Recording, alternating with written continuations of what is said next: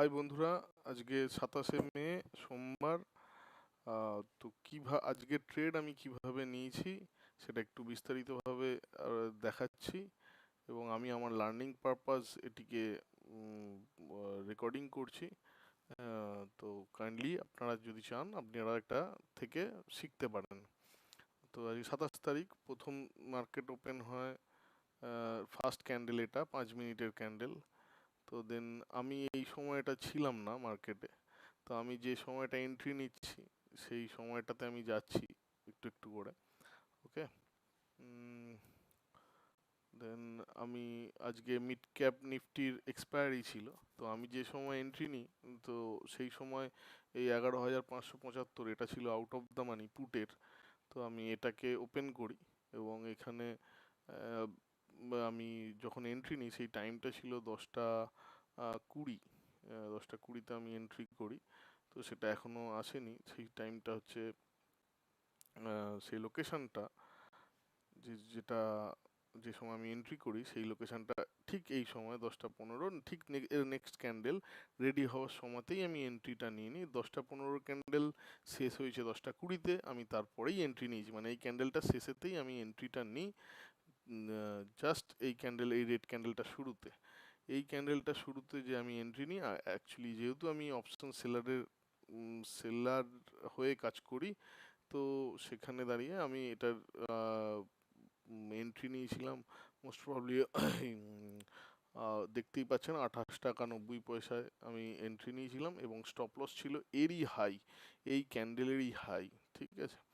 তো এই ক্যান্ডেলেরই high stop loss means এটাই ছিল আমার স্টপ লস, যেটা হচ্ছে 29 টাকা সামথিং। ঠিক আছে। তো এটা নেওয়ার পর আমার মোটামুটি, কেন আমি এখানে এন্ট্রি নিয়েছিলাম, due to W pattern create হয়নি, এবং দেখা যাচ্ছে ট্রেন্ড এর সেলিংয়ের দিকেই আছে। আমি এখানে কন্টিনিউয়াস সেলিং ট্রেন্ড পাচ্ছি। এক হচ্ছে এই ট্রেন্ডের সেলিং, দেন এখান থেকেও সেলিং ট্রেন্ডে আছে ট্রেন্ডটা, যেটা জাস্ট টাচ করে, যদি আমি এইটাকে টাচ করি, তাহলে এখানেও আমি সেলিং ট্রেন্ড পাচ্ছি। হুম। এবং অলরেডি এটা সিপিআর এর নিচে প্রাইস কাজ করছে, সাপোর্টের নিচেও প্রাইস আছে, সামনের সাপোর্ট 13 টাকা। ঠিক আছে, অনেকগুলো রিজন আছে। তো যেহেতু আমি সিম্পলি ট্রেডে, আমি যেটা সিম্পলি ট্রেডের ভাষায় যেটা আমি বলতে চাই, আমি অনলি ট্রেন্ড লাইন দেখি এখানে ট্রেডটা করেছি। যেটা যদি আমি দেখি যে এখানে কন্টিনিউয়াস এই ট্রেন্ডের পর নেক্সট ট্রেন্ড ধরে এই এই ট্রেন্ড লাইন কখনো ব্রেক করতে পারছে না প্রাইস, তো আমার এই ট্রেন্ডে আমি সেলিংটা নিই, এবং এর উপরে আমার স্টপ লস থাকে। ঠিক আছে, যেহেতু সেলিং ট্রেন্ডে ট্রেডটা ছিল এবং ডাব্লু প্যাটার্ন ক্রিয়েট হয়নি, ডাব্লু প্যাটার্ন ক্রিয়েট করতে গেলে এর পরেই ওকে একটা গ্রিন রিজেকশনস দিতে হতো, এবং যদি রিজেকশনসটা আমার স্টপ লস হিট খেত, দেন এটা ট্রেন্ড চেঞ্জ হয়ে যেত, এবং এটা বাইং মুভমেন্টে প্রাইসটা বাইং মুভমেন্ট ট্রেন্ডের দিকে ঘুরে যেত। সো চলো দেখা যাক যে নেক্সট আমি কোথায় প্রফিট বুক করি। নেক্সট প্রফিট বুক করি অ্যাজ পার মাই অর্ডার, আপনারা দেখতেই পাচ্ছেন 15 টাকা 55 পয়সায় প্রফিট বুক করি, যেটার টাইম ছিল 10টা 34, মানে আমি 14 মিনিটের জন্য ট্রেডটা করি এবং প্রফিট বুক করি, যেটা 11টা 10টা 34, 10টা 34 মিনস 10টা 30-এর ক্যান্ডেল, নেক্সট ক্যান্ডেল, এই ক্যান্ডেলটাতে আমি 15 টাকাতে আমার অর্ডারটা বুক করি। এটা 30-এর ক্যান্ডেল, শেষ হয়েছে 35-এ। তো 34-এ যখন শেষের দিকে একদম বটমে আমি আমার অর্ডারটা ক্লোজ করি, মানে প্রফিট বুকিং করি। তো পয়েন্ট হিসাবে যদি দেখি, 28 থেকে 14 পয়েন্ট, প্রায় নিয়ার টু নিয়ার, মোটামুটি আমি ওদিকে 8, এদিকে এদিকে 6, 8 আর 6 14। তো আমি 14 টাকার কাছাকাছি 14 পয়েন্ট আমি এখান থেকে কালেক্ট করি। ওকে, এটা ছিল আমার ফার্স্ট ট্রেড। ওকে, সো সেকেন্ড ট্রেডে যাচ্ছি। সেকেন্ড ট্রেড আমি যেটা নিয়েছিলাম সির দিকে। ওকে, সেই স্ট্রাইক প্রাইসটা আমার যেটা ছিল, এটা আমার ছিল ফার্স্ট ট্রেড। ওকে, এখানে আমি প্রফিট বুক করি। সেকেন্ড ট্রেড যেটা ছিল সেটা ছিল আমার সির দিকে, এবং তার টাইম ইনফরমেশনস ছিল একটা 11:56, 11:56-তে আমি সেকেন্ড ট্রেড নিই, যার স্ট্রাইক প্রাইস আপনারা দেখতেই পাচ্ছেন 11,675। এই স্ট্রাইক প্রাইসে সিটাকে আমি সেলিংয়ের দিকে যাই। তো চলুন দেখি 11,675-এর সি ওই সময়তে কিভাবে আমাকে সেলিংয়ে প্রফিট দিয়েছে। ঠিক আছে,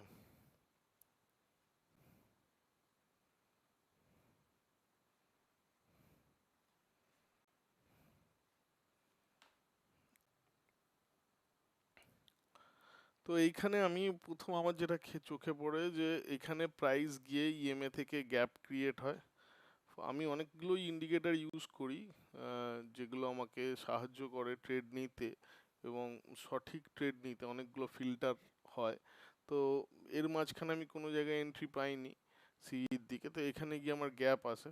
তো তার সাথে যখন এই রিজেকশনটা আসে, দেন আবার একটা গ্রিন ক্যান্ডেল হওয়ার পর আমার এখানে মনে হয়েছিল যদি এখানে রিভার্সাল চলে আসে দেন ওটা আমি সেলিংয়ে যেতে পারি, বিকজ ট্রেন্ড বাইংয়ে আছে, সেই ট্রেন্ড সেলিংয়ে কনভার্ট হচ্ছে। মানে এই জিনিসটা আমার কাছে চোখে ধরা পড়েছিল, যেটা হচ্ছে এই ট্রেন্ডটা কন্টিনিউয়াস চেঞ্জ হচ্ছে। এবার এইটা যদি ভেঙে যায় দেন নিচে আসতে পারে।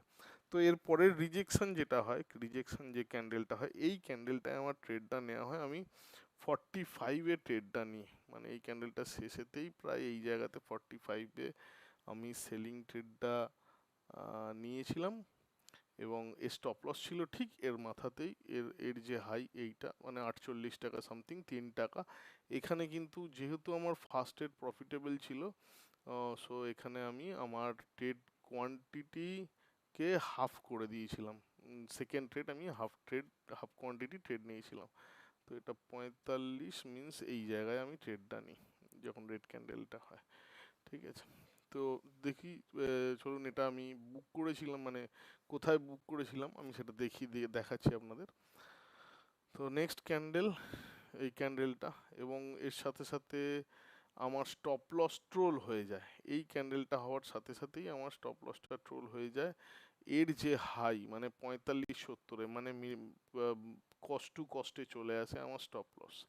তারপরের ক্যান্ডেলটাই আমাকে ভালো রিটার্ন দিয়েছিল, যেটা হচ্ছে প্রায় 45 থেকে 30, প্রায় 15 পয়েন্টের, বাট ইন্টারনেট কানেক্টিভিটির জন্য, স্লোনেসের জন্য আমি এইটাতে এক্সিট করতে পারিনি। যখন এই ক্যান্ডেলটা শেষ হয় সেই সময় গিয়েও আমি এক্সিট করতে পারিনি। নেক্সট যে ক্যান্ডেলটা গ্রিন হলো, এখানে যেহেতু আমি একটা ট্রেডে প্রফিটেবল ছিলাম এবং আমি অন্য কিছু অফিসিয়াল কাজের জন্য ব্যস্ত ছিলাম, আমি এখানেই আমার ট্রেডটাকে এক্সিট করি। এইটুকু মানে 4-5 পয়েন্টের প্রফিট নিয়ে নিয়ে আমি আজকের দিনটা ক্লোজ করেছিলাম। সো আমি আজকে দুটো ট্রেড নিয়েছিলাম, দুটো ট্রেডই প্রফিটেবল এবং দুটো ট্রেডই কিন্তু আমার ট্রেন্ড লাইন দিয়ে টানা ট্রেড, এবং প্রত্যেকটা ট্রেন্ড লাইন মেজার করেই আমি ট্রেডটা নিই। এই ছিল আমার সি ট্রেড। যেহেতু এখান থেকে ট্রেন্ড লাইন স্টার্ট হয়েছে এবং সেকেন্ড ট্রেন্ড লাইন আবার এখানে রিজেকশন খেয়েছে, সো এই ট্রেন্ড ধরেই মার্কেট নিচে আসার কথা। যখনই এই ট্রেন্ড ব্রেক করবে দেন যে বাইং ট্রেন্ড ছিল সেটা কিন্তু তার টার্গেট হয়ে যাবে। মানে এই ট্রেন্ডটায় যে লেভেল পর্যন্ত থাকবে সেখানে টার্গেট হয়ে যাবে। তো আপনারা দেখতে পারেন আজকের প্রিমিয়াম খুলে যে অরিজিনালি প্রাইস এর পরে গিয়েছিল কিনা। আমার ভিডিও অনেকটাই লেন্দি হয়ে যাচ্ছে, যার কারণে আমি এখানে আমার ভিডিওটা শেষ করব। Thank you.